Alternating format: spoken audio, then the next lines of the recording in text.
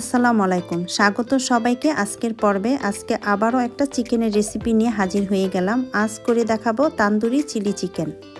আর এই তান্দুরি চিকেনটা তৈরি করতে অনেক বেশি মশলার প্রয়োজন হয় না। ঘরে থাকা সাধারণ কিছু মশলা দিয়ে ঝটপট তৈরি করে নেওয়া যায়।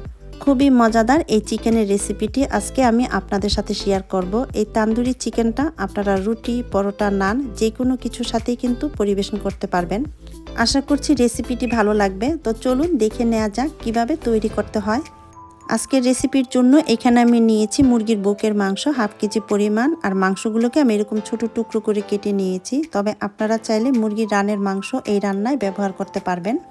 এখন মাংসটাকে ম্যারিনেট করার জন্য দিয়ে দিচ্ছি 1 টেবিল চামচ টক দই, আদা রসুন বাটা 1 টেবিল চামচ, এখানে আদা রসুন দুটো একসাথে আছে, স্বাদ মতো লবণ, মরিচের গুঁড়া 1 চা চামচ, এখানে আমি কাশ্মীরি মরিচের গুঁড়াটা ব্যবহার করছি, এতে করে মাংসের কালারটা অনেক সুন্দর আসবে। 1/2 চা চামচ গরম মশলার গুঁড়া দিচ্ছি, 1.5 টেবিল চামচ পরিমাণ তান্দুরি মশলা, 1 চা চামচ কালো গোলমরিচের গুঁড়া দিচ্ছি, ফেটানো ডিম একটি, ময়দা 1 টেবিল চামচ, সেই সাথে 1.5 টেবিল চামচ পরিমাণ দিচ্ছি কর্নফ্লাওয়ার। আর কাশ্মীরি মরিচের গুঁড়া যদি আপনাদের হাতের কাছে না থাকে না দিলেও চলবে, রেগুলার রান্নার মরিচের গুঁড়াও এখানে ব্যবহার করতে পারবেন।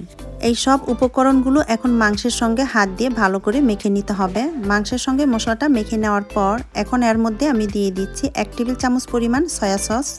এখন মশলা এবং মাংসের সঙ্গে সসটাকে ভালো করে একটু মেখে নিচ্ছি। ভালো করে মেখে নেওয়ার পর এটাকে আমি 1 ঘন্টার জন্য রেস্টে রেখে দিব। আর আপনাদের হাতে যদি সময় থাকে ওভারনাইট ম্যারিনেট করে রাখতে পারেন, সেই ক্ষেত্রে নর্মাল ফ্রিজে রেখে দিবেন। আর আপনাদের হাতে যদি সময় কম থাকে সেই ক্ষেত্রে আধা ঘন্টা অথবা 15 মিনিট রেখেও রান্নাটা করতে পারবেন। তবে বেশি সময় ম্যারিনেট করলে মাংসের মধ্যে মশলাটা খুব ভালোভাবে ঢুকতে পারে।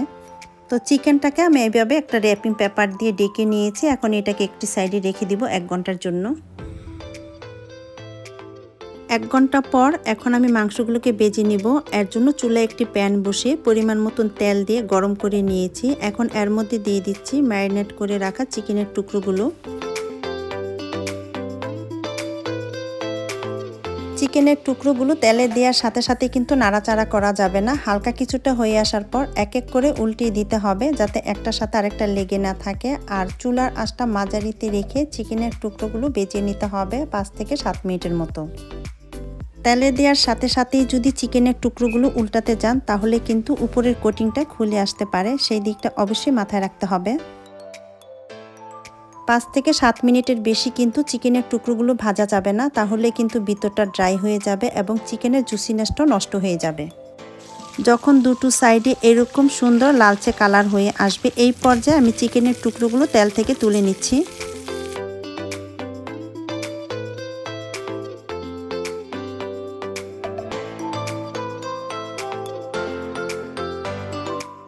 চুলায় আমি আবারও একটি প্যান বসিয়ে নিয়েছি। এর মধ্যে দিয়ে দিচ্ছি 2 টেবিল চামচ পরিমাণ তেল। তেলটা একটু গরম হয়ে যাওয়ার পর 1 টেবিল চামচ পরিমাণ আদা রসুন কুচি দিয়ে দিলাম। এখন আদা ও রসুন কুচিটাকে একটু ভেজে নিচ্ছি।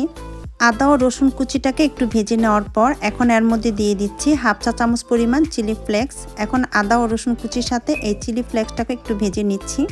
তবে আপনারা চাইলে এখানে আদা রসুন কুচির পরিবর্তে আদা রসুন বাটাও ব্যবহার করতে পারবেন। হালকা একটু ভেজে নেওয়ার পর এখন এর মধ্যে দিয়ে দিচ্ছি একটা মিডিয়াম সাইজের পেঁয়াজ কুচি। পেঁয়াজ এবং সবজিগুলোকে আমি এখানে একটু বড় করে কেটে নিয়েছি। এবার পেঁয়াজটাকে হালকা একটু ভেজে এর মধ্যে দিয়ে দিচ্ছি লাল এবং সবুজ ক্যাপসিকাম 1/2 কাপ করে। আপনারা চাইলে যে কোনো একটা কালারের ক্যাপসিকামও এখানে ব্যবহার করতে পারবেন।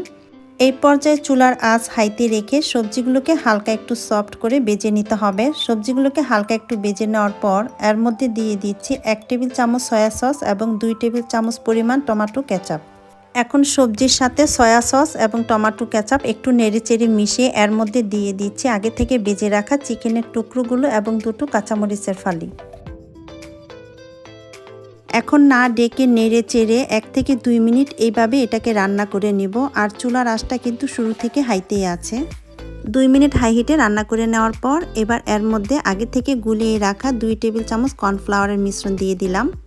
আর কর্নফ্লাওয়ারের মিশ্রণটা দেওয়ার পর খুব ভালোভাবে একসঙ্গে নেড়ে চেড়ে 2 থেকে 3 মিনিট হাই হিটে রান্না করে নিলেই কিন্তু আমাদের তান্দুরি চিলি চিকেনটা হয়ে যাবে। তো চিকেনটা আমার রান্না করা হয়ে গিয়েছে, এখন আমি চুলা থেকে নামিয়ে নিচ্ছি। তো তৈরি হয়ে গেল আমার সহজ রেসিপিতে খুবই মজাদার তান্দুরি চিলি চিকেন। যারা কখনো এভাবে তৈরি করেননি একবার তৈরি করে দেখতে পারেন, ইনশাল্লাহ ভালো লাগবে। আশা করছি আপনাদের কাছে আমার আজকের এই তান্দুরি চিলি চিকেনের রেসিপিটি ভালো লেগেছে। ভালো লাগলে ভিডিওটাতে একটা লাইক দিবেন এবং চ্যানেলটি সাবস্ক্রাইব করার অনুরোধ রইল। সবাইকে অনেক ধন্যবাদ। আল্লাহ হাফেজ।